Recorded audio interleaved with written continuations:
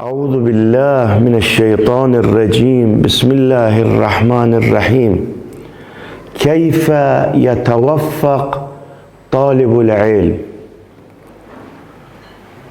أكو طرق لموفقية طالب العلم. طبعا طالب العلم لابد أولا أن يهتم بالدراسة، وبعد الاهتمام بالدراسة يفكر في التقوى.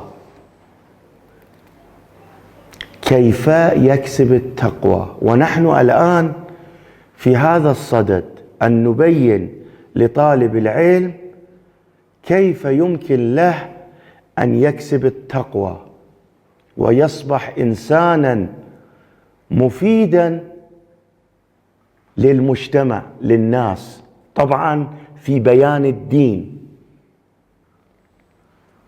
أولا قلنا لابد أن يعرف ما هي قيمة العلم، وثانيا يدقق في انتخاب الأستاذ. لا يقرأ درس عند كل شخص، بل لابد أن يحقق في انتخاب الأستاذ، لأن نفس الأستاذ يؤثر في ضمير الطالب.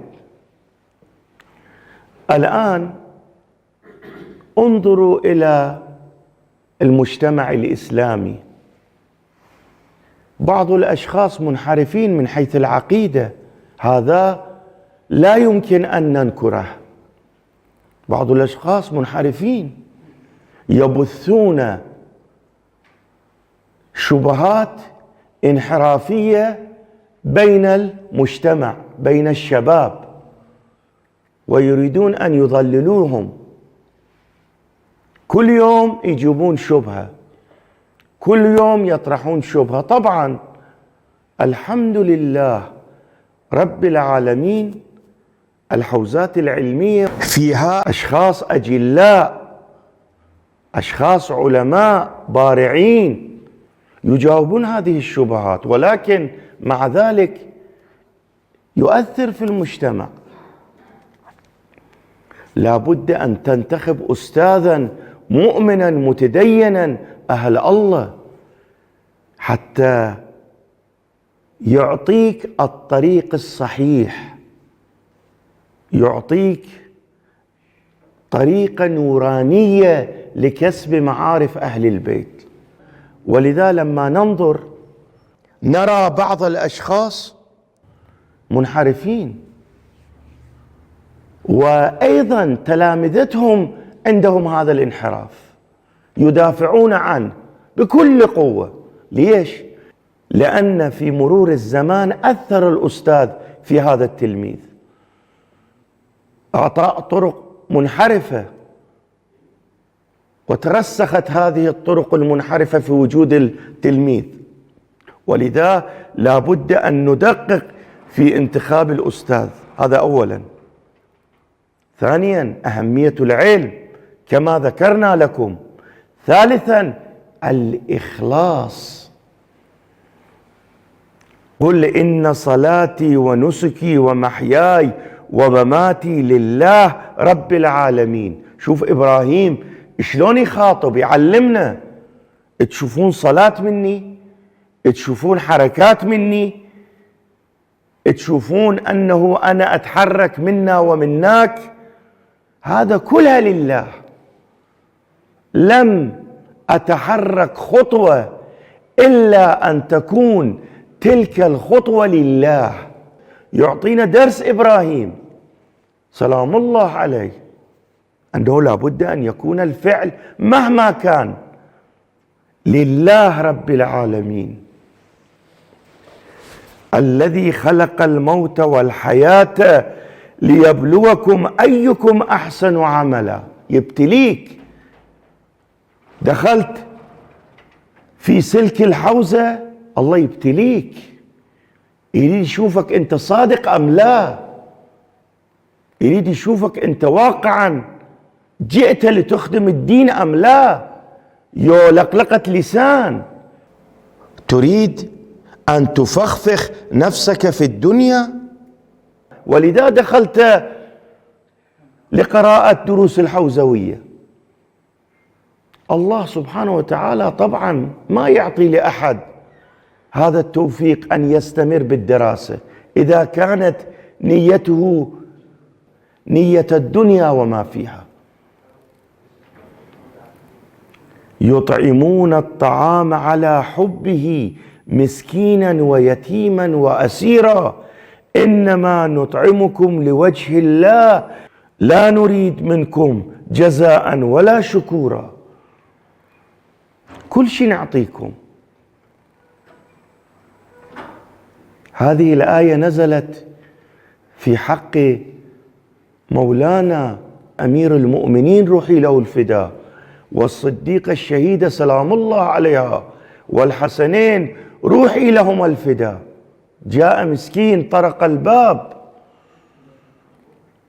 لما طلب طعام هذا المسكين قدموا طعامهم لهذا الفقير. القرآن هكذا يقول: بإخلاص أعطينا. القرآن يعرفهم هؤلاء قدوة، لا بد أن نسلك الطريق بواسطة النظر إلى أفعال هؤلاء. هم حجة البالغة، هم مثل الأعلى. شوف مولانا أمير المؤمنين روحي له الفداء شي يقول: ملاك العمل الإخلاص فيه. روح بلغ، روح اتكلم، إذا ما كان إخلاص فيه ما تنجح، ما تقدر تستمر. الآن نحن في بدء الأمر، الآن بدأنا أن نشتغل بالدروس الحوزوية. في بدء الأمر لابد أن تكون كل أعمالك خالصة لله. أقرأ لله، أباحث لله، أنقل الكلام لله، لأن ما أريد الدنيا وما فيها، أنا أريد الآخرة، أنا أريد أن أخدم الدين. تمام الإخلاص تجنبك المعاصي. الله الله، لأن الإخلاص لم يتحقق إذا كنت مشغولا بالمعاصي. الفعل لله، الفعل الذي فعلته لله يأكله المعاصي. تشوف بعض الأشخاص تصير لهم مراتب ولكن فد مرة يسقطون. ليش؟ لأن هذا الإخلاص في العمل محاه بالمعاصي. طالب العلم اعرف قدر العلم، انتخب أستاذ جيد، وبالنهاية لا سمح الله لا تتقرب للمعاصي، لأن المعاصي يأكل كل الأفعال الذي فعلتها لله سبحانه وتعالى. إلا الذين تابوا وأصلحوا واعتصموا بالله وأخلصوا دينهم لله فأولئك مع المؤمنين. شوف القرآن الإخلاص في الدين، شوف شلون يقول. هذا ما بيشي ترى. طالب العلم طبعا يتعود من أول ما يبدأ بالدروس أنه تكون مجالسه مجالس أهل البيت، يكون كلامه كلام أهل البيت، وجناته كلها تكون معنوية. ولذا شيئا فشيئا الشيطان يبتعد عنه إذا كان مجدا في الخدمة بإخلاص. قبل شوف الإخلاص لله، راح نام في سرير الرسول، هذا قدوة لنا، هذا مثل لنا، القرآن يعرفه. وهذه الآية مخصوصة لعلي بن أبي طالب، لأنه هو عرض نفسه لله، قال الله أنا أبيع نفسي تشتريني؟ دول اللي يروحون للجهاد أمرهم مع الله، هي الجنة، عاقبتهم الجنة، الله يطلب منهم أن يخرجوا إلى الجهاد. ولكن علي بن أبي طالب هو جاء طلب من الله أن تشتريني، هذا الإخلاص، إخلاص في العمل.